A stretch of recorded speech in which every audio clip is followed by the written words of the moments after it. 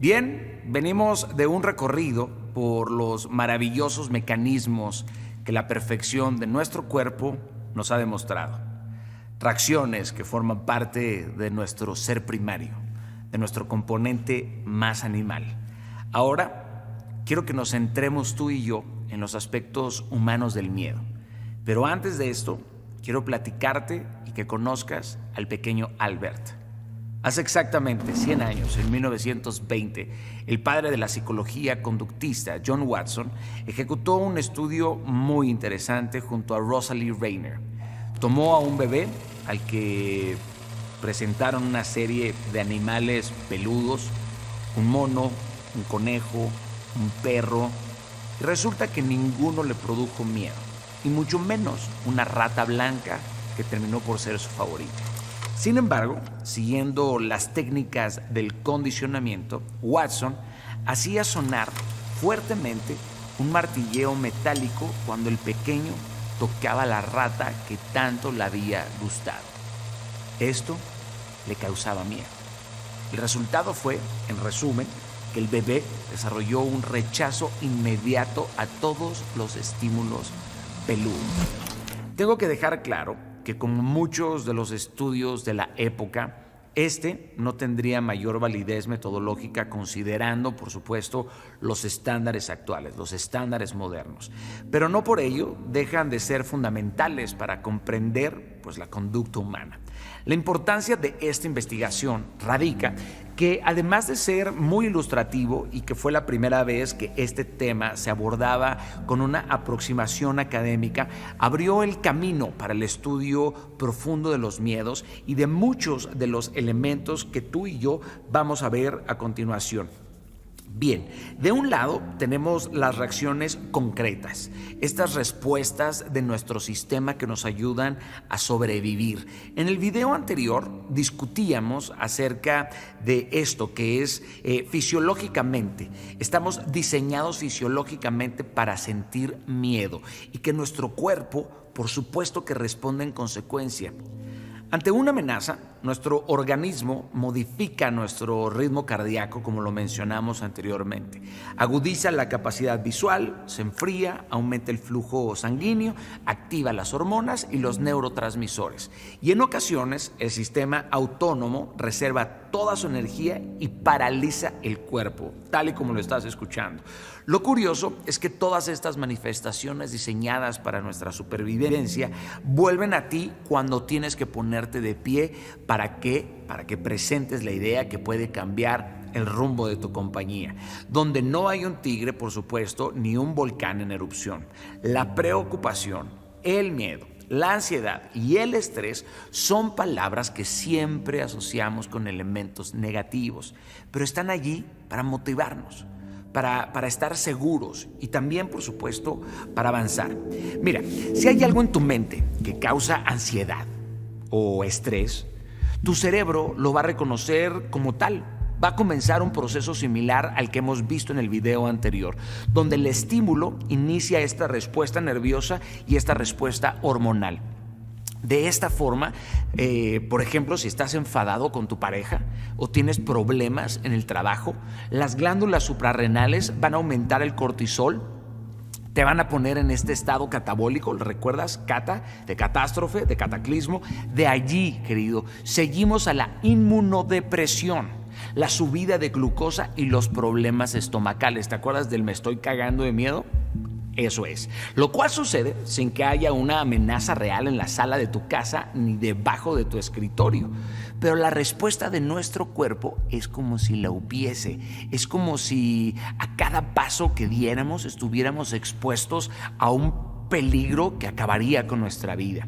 Al seguir investigando, comprendí que hay respuestas que van mucho más allá de lo biológico. O sea, que hay respuestas aquí arriba, en nuestra psique, y que afectan brutalmente nuestro comportamiento. Resulta que entre las más comunes está la de avergonzarnos, o la de escondernos, o empezar a hacer cosas que no queremos. Es decir, que perdemos autonomía, inmediatamente disminuye la autoestima. Y esto reduce, pues, nuestra capacidad para controlar cualquier situación y por lo tanto pues nos tornamos más inseguros. ¿Te das cuenta? Este efecto dominó.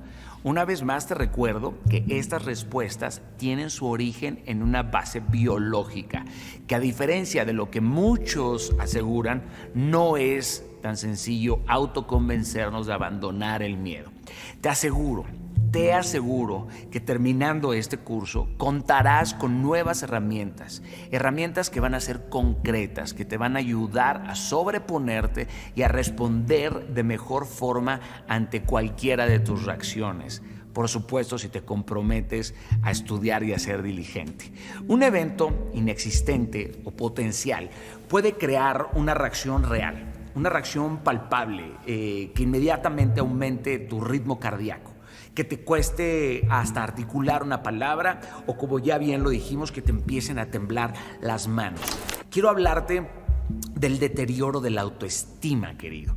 También de este sentimiento de fracaso que produce el miedo. También de la angustia, del pánico.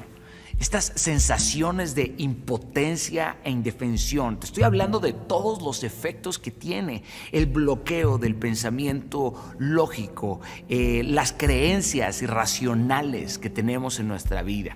Y quisiera detenerme en esta última porque de allí salen ideas catastróficas. La obsesión con realidades distorsionadas en las que el miedo pues tiene mucho que ver. Y creo que es momento importante de ponerte un ejemplo de esto.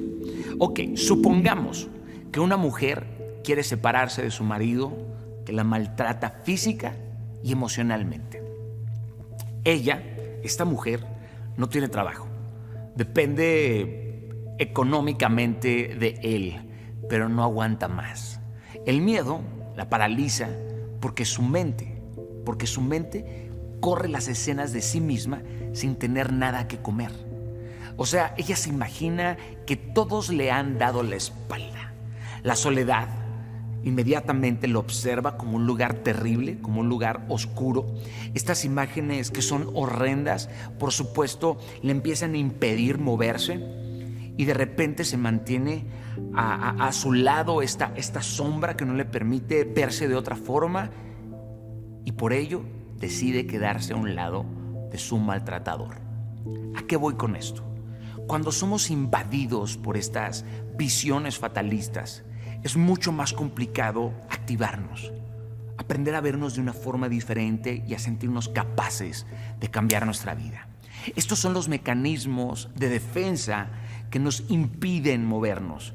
¿Por qué? Porque nos encierran en la madriguera de la que nosotros mismos no nos atrevemos a salir. Digamos que soñamos con la libertad, pero terminamos amando nuestras cadenas, porque pensamos que afuera todo será mucho peor.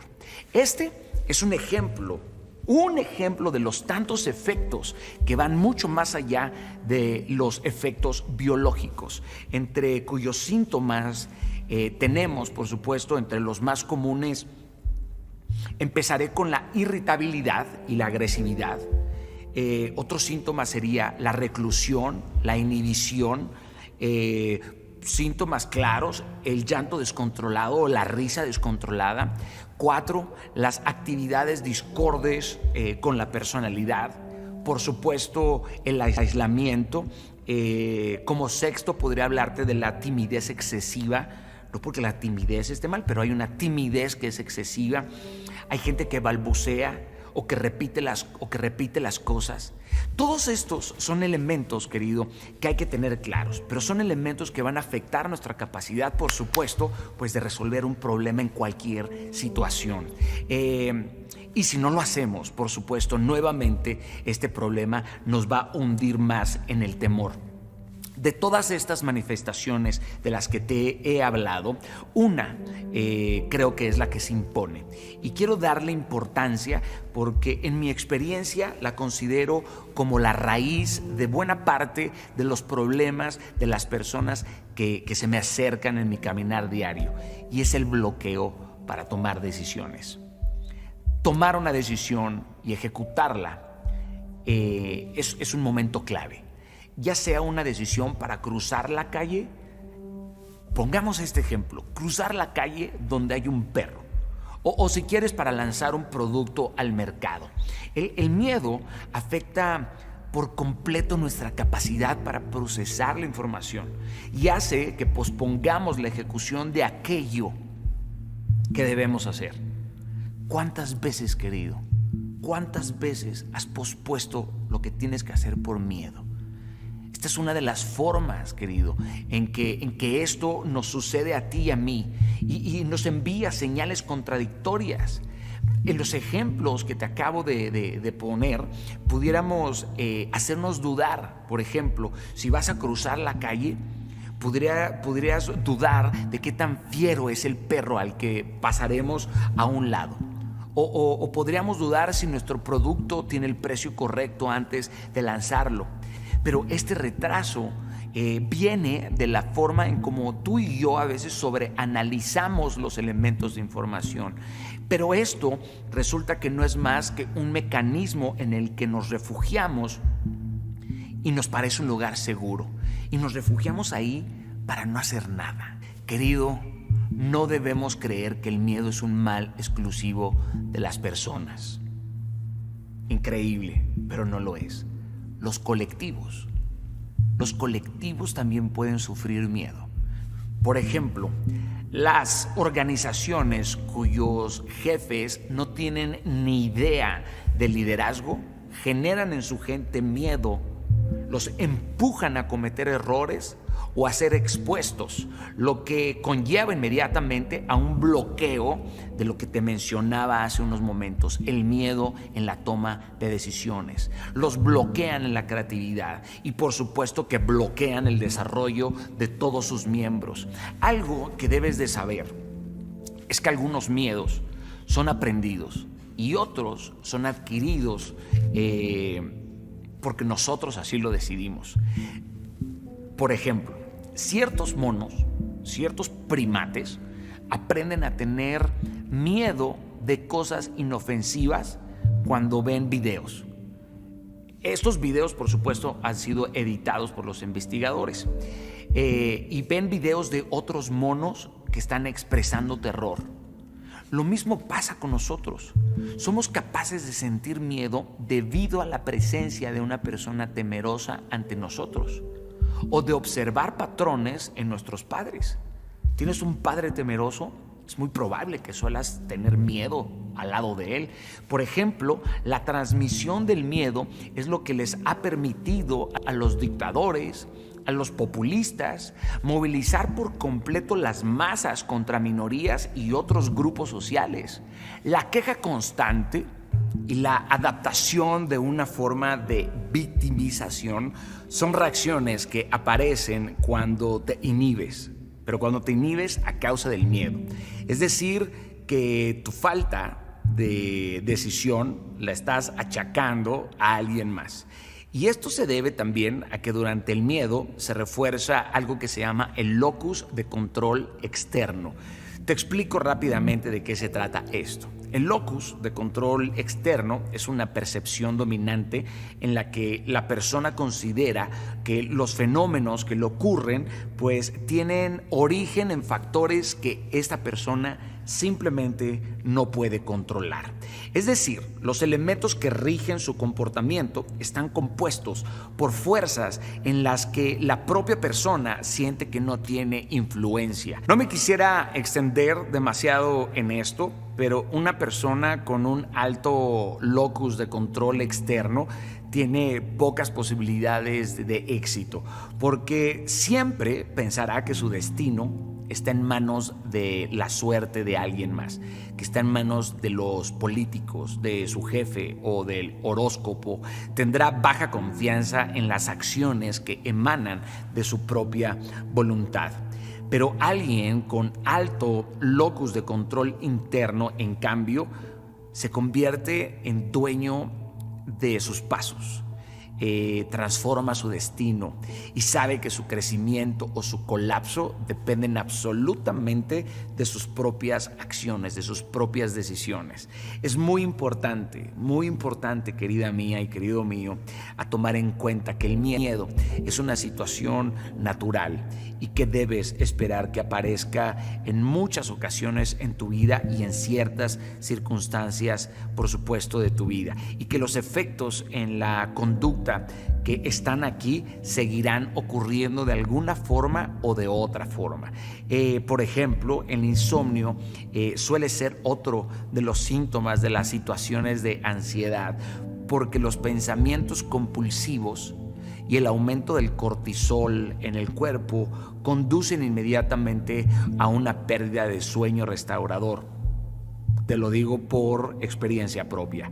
Justo cuando es más necesario descansar, no puedes descansar. Sentirte culpable por tener miedo, quiero que sepas que es comprensible, pero resulta la peor de todas las opciones. Este fue uno de los motivos por los que he dedicado tanto tiempo a comprender, a estudiar las causas del miedo y por supuesto sus manifestaciones, porque ha sido una necesidad personal también. Conocerlo me llevó a saber cómo enfrentarlo y me dio la clave para saber cuál de las técnicas que iba descubriendo poco a poco me permitía afrontarlo de forma más efectiva y cuál me iba a funcionar mejor, y por eso lo estoy compartiendo contigo. En conclusión, tenemos una serie de reacciones físicas y durante ciertas situaciones el miedo que nos acompaña las provoca, por supuesto. Estas reacciones pueden ser emocionales o pueden ser reacciones conductuales. Si bien las primeras nos disponen a enfrentar la situación y amplían nuestra capacidad de salir airosos, las segundas, o sea, las psicológicas, por lo general, pues reducen nuestra capacidad de acción, nuestra capacidad de visión, reducen nuestro horizonte. Sentir demasiado miedo, claro que resulta tan perjudicial para nuestra supervivencia como no sentirlo en lo absoluto. De todas estas cosas aterradoras que he mencionado en los párrafos anteriores, ninguna produce tanto miedo como dar el primer paso. Dar el primer paso. Que al final de todo, ese primer paso es el más importante de todos. Yo quisiera que tú des ese primer paso. El miedo no va a acabar contigo. Hay proyectos que llevas años gestando, pero solo se van a hacer realidad en la fracción de segundo en que tú des ese primer paso, en que comiences realmente a realizarlos. Te lo ruego, por favor, no dejes que el miedo haga que este segundo sea tan largo que nunca llegue. Súbete sobre tu destino, supra, y haz que este instante, el primer paso, carajo, te cambie la vida ahora mismo, ahorita. Jamás olvides que la mente es mucho más caótica que la realidad.